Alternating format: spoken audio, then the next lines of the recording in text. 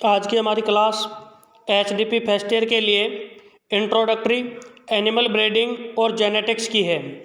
Animal breeding and genetics के अंतर्गत अपन ने दो चैप्टर के बारे में पढ़ लिया था। पहला चैप्टर था अपना आनुवंशिकी से संबंधित सामान्य शब्दावली और उससे संबंधित कुछ महत्वपूर्ण परिभाषाएं।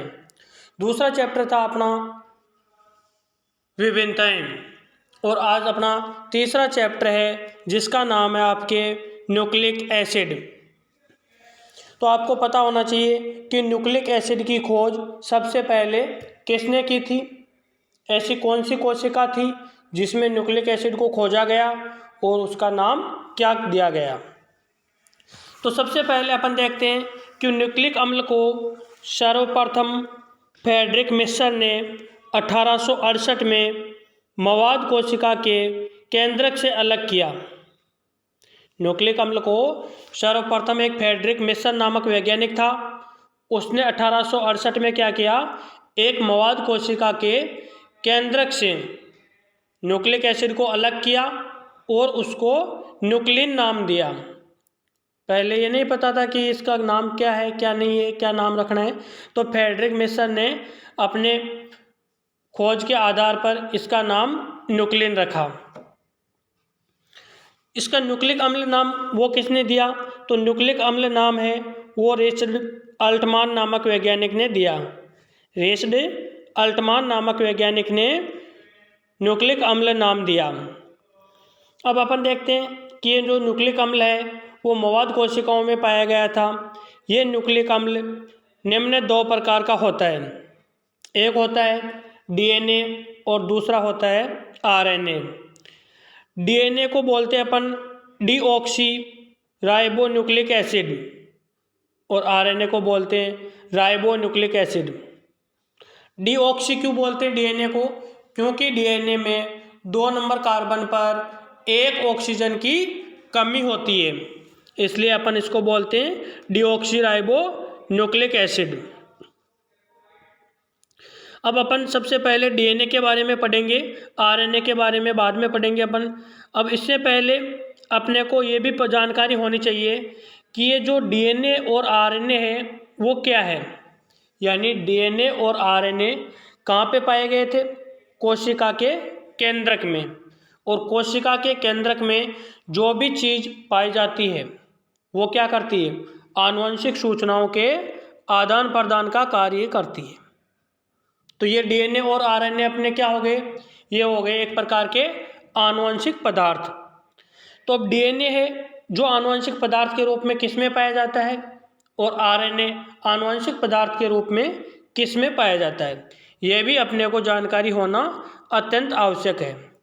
तो डीएनए मनुष्य और पशुओं में आनुवंशिक पदार्थ के रूप में पाया जाता है, जबकि आरएनए पादप और वायरस में आनुवंशिक पदार्थ के रूप में पाया जाता है। इसके अलावा अपन देखते हैं कि गुणसूत्र जीन का आनुवंशिक पदार्थ है। जो भी जीन एक पीढ़ी से दूसरी पीढ़ी में जाते हैं उसका आनुवंशिक पदार्थ क्या है, गुणसूत्र है। और गुणसूत्र रासायनिक रूप से प्रोटीन और न्यूक्लिक एसिड के बने होते हैं। और न्यूक्लिक एसिड के अंदर क्या आता है, डीएनए और आरएनए, और प्रोटीन तो एक प्रकार की हिस्टोन प्रोटीन है। तो डीएनए है जो अनेक न्यूक्लियोटाइड का बहुलक होता है। डीएनए क्या होता है, डीएनए एक पॉलीमर या बहुलक संरचना है और डीएनए की एकलक इकाई को क्या कहते हैं, न्यूक्लियोटाइड कहते हैं। बहुत सारे न्यूक्लियोटाइड मिलकर क्या बनाते हैं, न्यूक्लियोसाइड बनाते हैं और न्यूक्लियोसाइड से क्या होता है, डीएनए का निर्माण होता है। डीएनए अनेक न्यूक्लियोटाइड का बहुलक होता है। न्यूक्लियोटाइड मुख्य रूप से 3 प्रकार के घटकों से मिलकर बना हुआ होता है। एक होता है न्यूक्लियोटाइड और एक होता है न्यूक्लियोसाइड। न्यूक्लियोसाइड में नाइट्रोजनिक क्षार और शर्करा पाई जाती है, जबकि न्यूक्लियोटाइड में 3 संरचनाएं पाई जाती हैं, नाइट्रोजनिक क्षार, शर्करा और फास्फेट समूह, ये मिलकर न्यूक्लियोटाइड बनाते हैं। तो सबसे पहले होता है शर्करा और नाइट्रोजनी क्षारक। ये नाइट्रोजनी क्षार और शर्करा मिलकर न्यूक्लियोसाइड बनाते हैं। जब इस न्यूक्लियोसाइड में फॉस्फेट समूह मिल जाता है तो यह न्यूक्लियोटाइड में बदल जाता है और ये तीनों घटक मिलकर डीएनए का निर्माण करते हैं। तो न्यूक्लियोटाइड में मुख्य रूप से 3 घटक पाए जाते हैं। शर्करा पहला घटक है इसमें, शर्करा। डीएनए में 5 कार्बन युक्त पेंटोज शर्करा पाई जाती है। डीएनए में 5 कार्बन युक्त पेंटोज शर्करा पाई जाती है और उसका नाम है 2-डीऑक्सी राइबोज शर्करा। आपको पूछ ले कि डीएनए में कौन सी शर्करा पाई जाती है, तो डीएनए में 5 कार्बन युक्त पेंटोज शर्करा पाई जाती है, उसका नाम क्या है? 2-डीऑक्सी राइबोज शर्करा। 2-डीऑक्सी क्यों बोलते हैं? क्योंकि इसके 2 नंबर कार्बन पर 1 ऑक्सीजन की कमी होती है, इसलिए इस शर्करा को अपन 2-डीऑक्सी राइबोज शर्करा कहते हैं। दूसरा घटक आपका फास्फोरिक अम्ल या फॉस्फोरिक एसिड। ये न्यूक्लियोटाइड की बात कर रहा हूँ मैं। यह डीएनए अणु के साथ मिलकर आधार स्तंभ का निर्माण करता है। फॉस्फेट समूह है जो डीएनए अणु के साथ मिलकर आधार स्तंभ का निर्माण करता है। नेक्स्ट बात करते हैं अपन तीसरे घटक की, जो है आपके नाइट्रोजनिक क्षार। और डीएनए में 2 प्रकार के नाइट्रोजनिक क्षार पाए जाते हैं। एक होता है प्यूरिन और एक होता है पिरामिडिन। जो प्यूरिन नाइट्रोजनिक क्षार है उसमें 2 वैल्यू पाई जाती है और पिरामिडिन नाइट्रोजनिक क्षार में 1 वैल्यू पाई जाती है।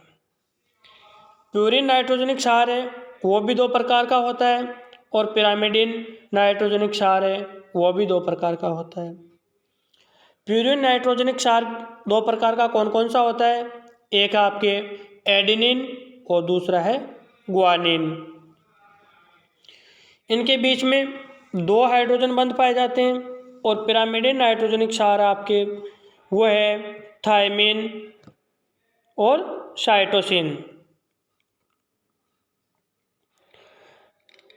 डीएनए में 2 प्रकार के नाइट्रोजन क्षार पाए जाते हैं, एक प्यूरिन और एक पिरामिडिन। प्यूरिन नाइट्रोजनिक क्षार कौन कौन से? एडेनिन और ग्वानिन। पिरामिडिन युक्त नाइट्रोजनिक क्षार कौन से? थायमिन और साइटोसिन। लेकिन आरएनए में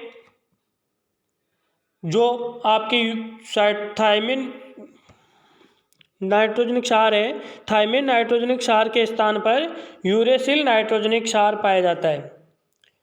आरएनए में थायमिन नाइट्रोजनिक क्षार के स्थान पर यूरेसिल नाइट्रोजनिक क्षार पाया जाता है।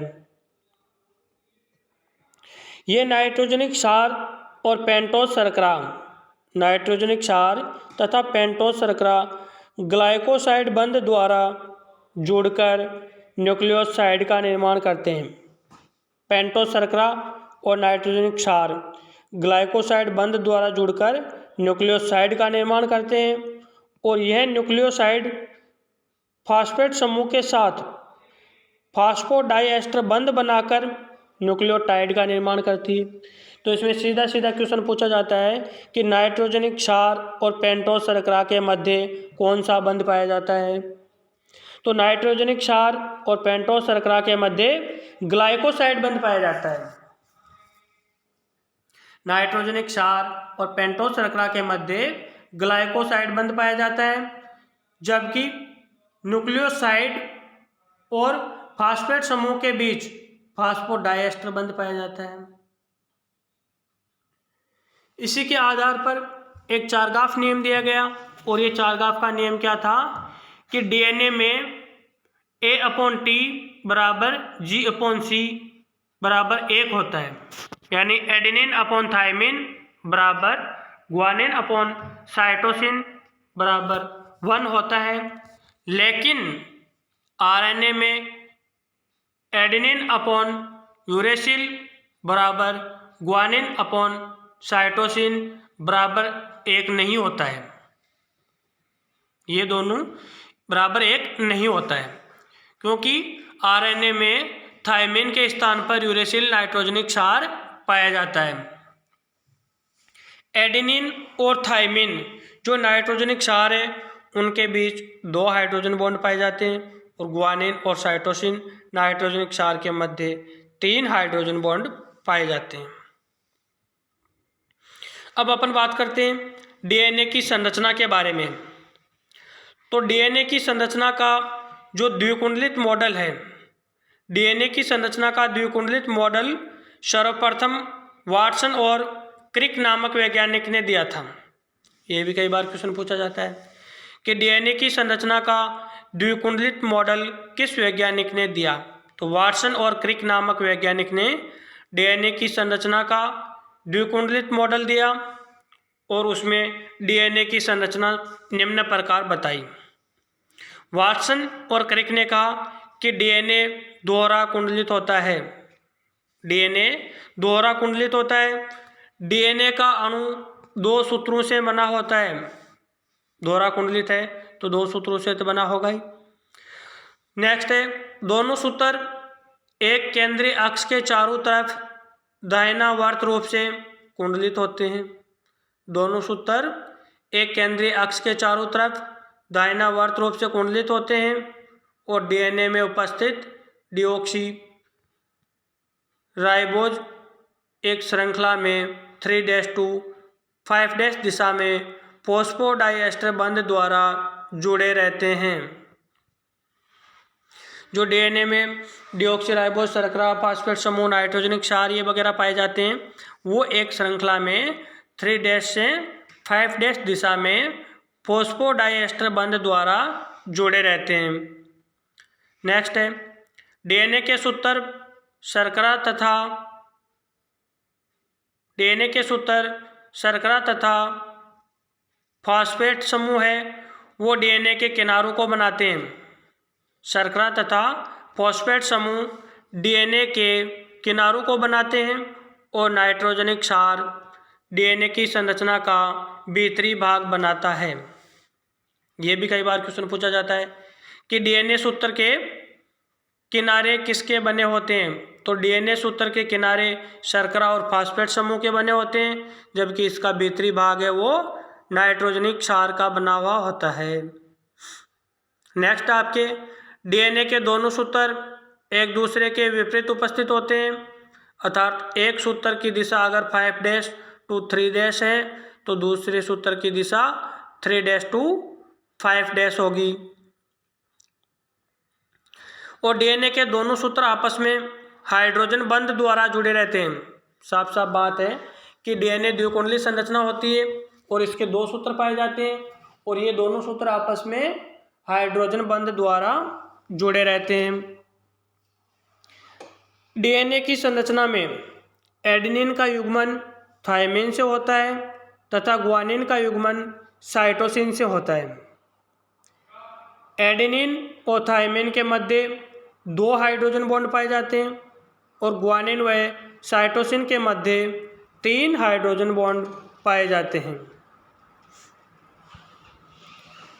और जो डीएनए का एक कुंडलन होता है, डीएनए के एक कुंडलन की लंबाई 34 एंगस्ट्रॉम होती है। जो आपको नीचे डायग्राम दिख रहा है इसमें आप देख सकते हो कि जो डीएनए का एक कुंडलन है, डीएनए के एक कुंडलन की लंबाई 34 एंगस्ट्रॉम होती है और डीएनए के एक कुंडलन में 10 जोड़ी न्यूक्लियोटाइड पाए जाते हैं। तो 2 न्यूक्लियोटाइड के बीच की दूरी कितनी होगी? 34 एंगस्ट्रॉम थी एक कुंडलन की लंबाई, और एक कुंडलन में कितने नाइट्रोजनिक क्षार थे? 10। तो 34 में 10 का भाग देंगे तो कितने आएंगे? 3.4। तो 2 न्यूक्लियोटाइड के बीच की दूरी होती है वो है 3.4 एंगस्ट्रॉम होती है।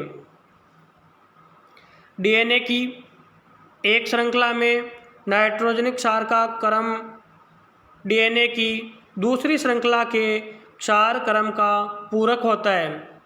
डीएनए की एक श्रृंखला में नाइट्रोजनिक क्षार का क्रम दूसरी श्रृंखला के क्षार क्रम का पूरक होता है। यानी एक डीएनए का एक कुंडलन 5' to 3' है तो दूसरा कुंडलन 3' to 5' होगा। नेक्स्ट बात करते हैं अपन डीएनए की दोनों श्रृंखलाओं के शर्करा अणुओं की दूरी लगभग 11 एंगस्ट्रॉम होती है। डीएनए की दोनों श्रृंखलाओं के शर्करा अणुओं की दूरी 11 एंगस्ट्रॉम होती है। नेक्स्ट बात करते हैं अपन कि नाइट्रोजनिक क्षार शर्करा के कार्बन 1 को जोड़ने वाला बंध 51 डिग्री का कोण बनाता है। यानी नाइट्रोजनिक क्षार को शर्करा के 1 नंबर कार्बन से जोड़ने वाला बंध है जो 51 डिग्री का कोण बनाता है। ये जो 51 डिग्री का कोण है शर्करा अणुओं की दूरी है और दो नाइट्रोजनिक क्षारों के बीच की दूरी ये आपको पूछी जाती है। इसके अलावा ये भी पूछा जाता है कि डीएनए के कुंडलन का व्यास कितना होता है। तो डीएनए के कुंडलन का व्यास 20 एंगस्ट्रॉम होता है। नेक्स्ट बात करते हैं अपन डीएनए मुख्य अक्ष के चारों ओर इस प्रकार से कुंडलित होता है कि इसमें नियमित अंतराल से एक छोटी खांच और एक बड़ी खांच पाई जाती है। यानी डीएनए मुख्य अक्ष के चारों ओर इस प्रकार से कुंडलित होता है कि इसमें नियमित अंतराल से एक लघु खांच और एक वृहद खांच पाई जाती है। लघु खांच युग्मित अणुओं के मध्य की दूरी को बताती है, जबकि वृहद खांच क्रमिक मोड के मध्य की दूरी है। यानी एक छोटी खांच होती है, एक बड़ी खांच होती है। जो छोटे खांच है वो युग्मित अणुओं के मध्य की दूरी है, जबकि वृहद खांच है वो क्रमिक मोड के मध्य की दूरी है। तो ये आपके डीएनए से संबंधित कुछ नॉर्मल शब्दावली और डीएनए की द्विकुंडली संरचना के बारे में अपन ने इस क्लास के अंतर्गत पढ़ लिया। अब नेक्स्ट क्लास में अपन डीएनए का जैविक महत्व, डीएनए और आरएनए में अंतर और आरएनए के बारे में पढ़ेंगे। धन्यवाद।